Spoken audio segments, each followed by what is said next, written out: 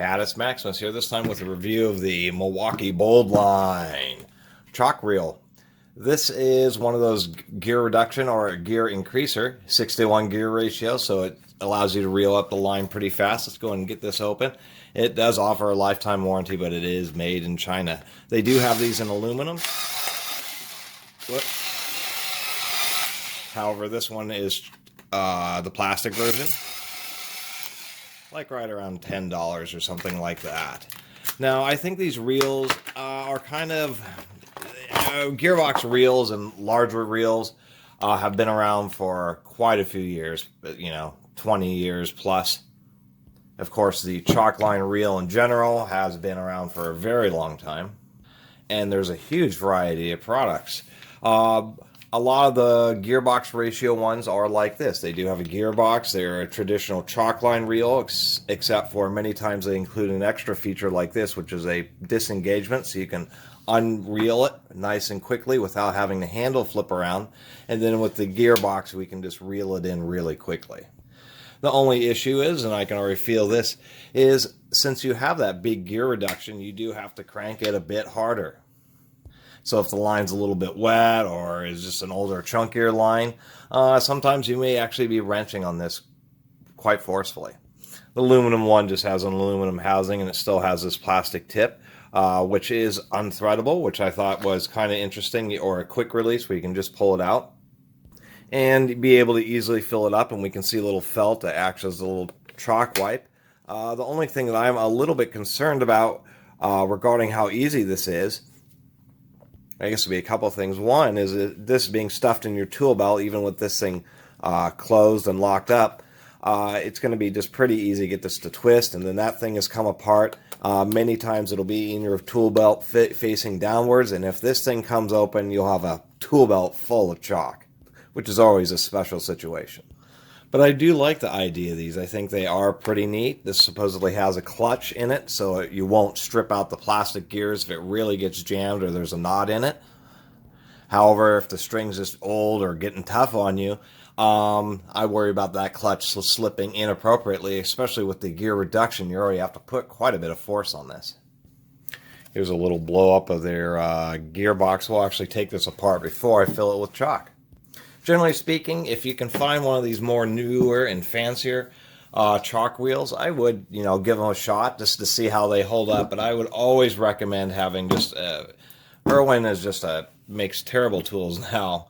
Maybe some of them are okay, but I do recommend having an Irwin straight line. If you can find one of the older ones that's made by the Irwin Auger company, they have a metal reel versus a plastic reel in the older USA made ones, and these aren't even made in the USA anymore.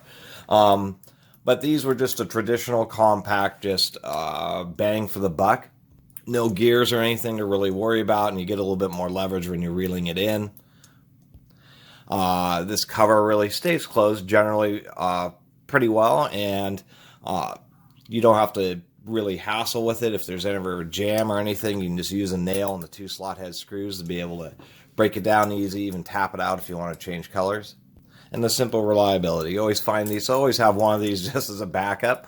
As far as the string, the Milwaukee does advertise as coming with a pretty high strength string. What I've read is that you use Dacron, like 20-pound Dacron braided fishing line. Seems to be one of the lines that holds up the best in these types of reels is braided fishing line. And because fishing line's really easy to find just about anywhere, and you can get massive spools. They do have 100 feet of string. It's a little ridiculous actually snapping a string that's 100 feet long, but it's nice to have it if it does break or cut. One thing I'd like all these manufacturers to do is actually come with these extra clips, because oftentimes the string will break as it wears away right at the knot, and then of course the clip falls off in the abyss on the job site, and you are stuck having to fabricate one or just buy a whole new reel. So they should at least come with an extra one of these. I don't mind Milwaukee's clip design. It is pretty wide. It has a nice spade shape there, so it'll self-center on a nail. And it has a nice little split right there, which I do think is kind of handy, because you can have a nail on the side edge of a board, and then this will slip right over the top of it, where the more traditional straight lines are just a teardrop clip, which works fine, but they are kind of simple.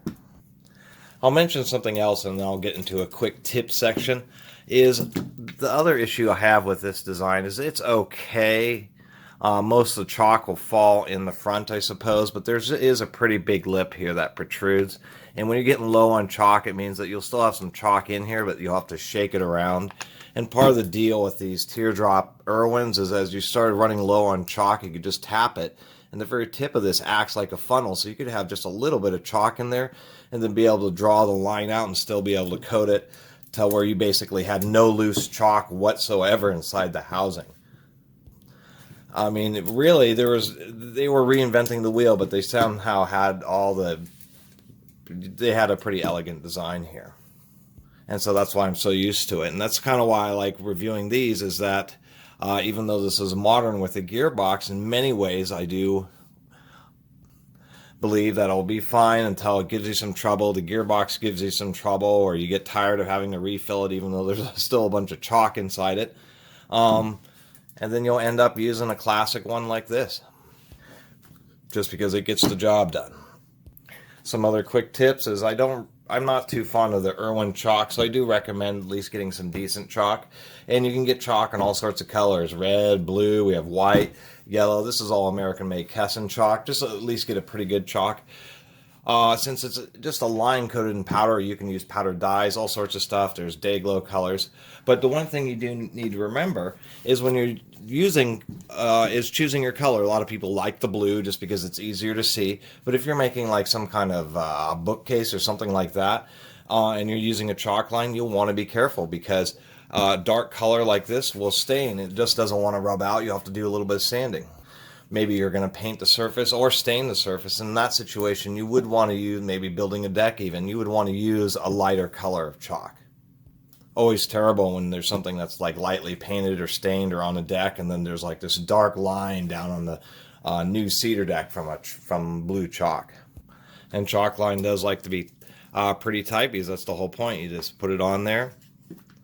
And on these Irwins, if you get pretty good at it, you can draw out the line, just press it against the edge like that, and then snap it. And of course, one of the other things that you want to be careful of is when you're snapping the line, to not lift it up and pull it one side or the other, because then you're not getting a straight snap. You really need to pull it absolutely straight. And if you're going horizontally across a surface like this, across a long length, you'll have to be aware of line sag, and you'll have to do it in segments. And another curious tip, I miss the chalk used to come in neat little pour cans like this, and it was actually really easy. A little pour can like this would allow you to refill something like this in seconds, rather than having to pump the squeeze bottles. All right, all zoomed in. Let's knock this bad boy down.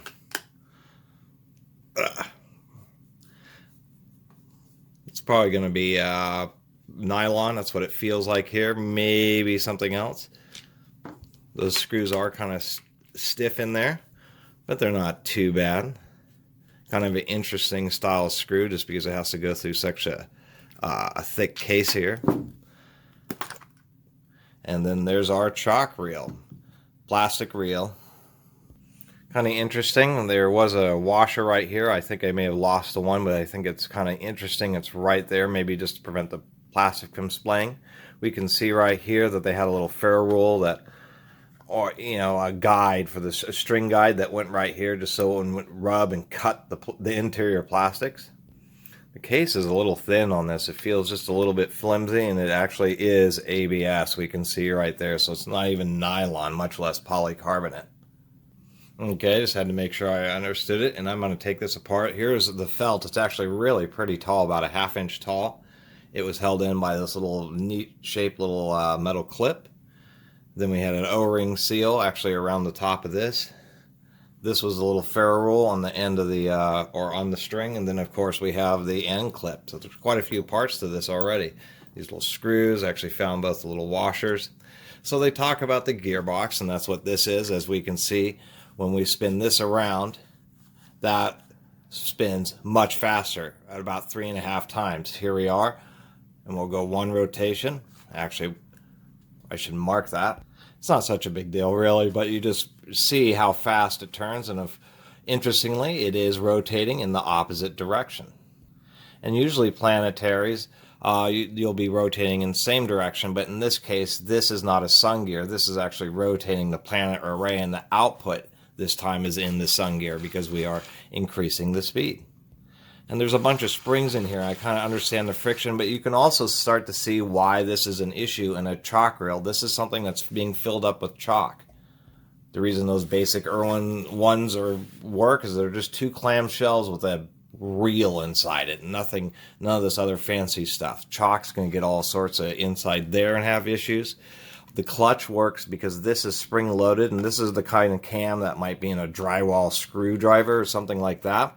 And so when you put too much torque, this will end up retracting and kind of bumping over these engagement bumps when it fits into there. Of course, chalk's going to end up filling this whole area and end up filling this up, and at some point this will stop disengaging. I'm sure the gearbox will get filled with chalk before that happens, but this is just not something that I'm feeling, really confident about. The other issue is just all the friction that's going to build up between the little post here and where it rides on. They do grease it right from the beginning, but of course that grease is immediately going to mix with the chalk and make a form of grout. You'll be using that lifetime warranty like a boss. Let's go and take this gearbox apart. Here we go. The big reveal, and here's our gearbox. So here's our lever, and this just engages the planet gears themselves to this big spline set. Here's a pretty stout little spring there.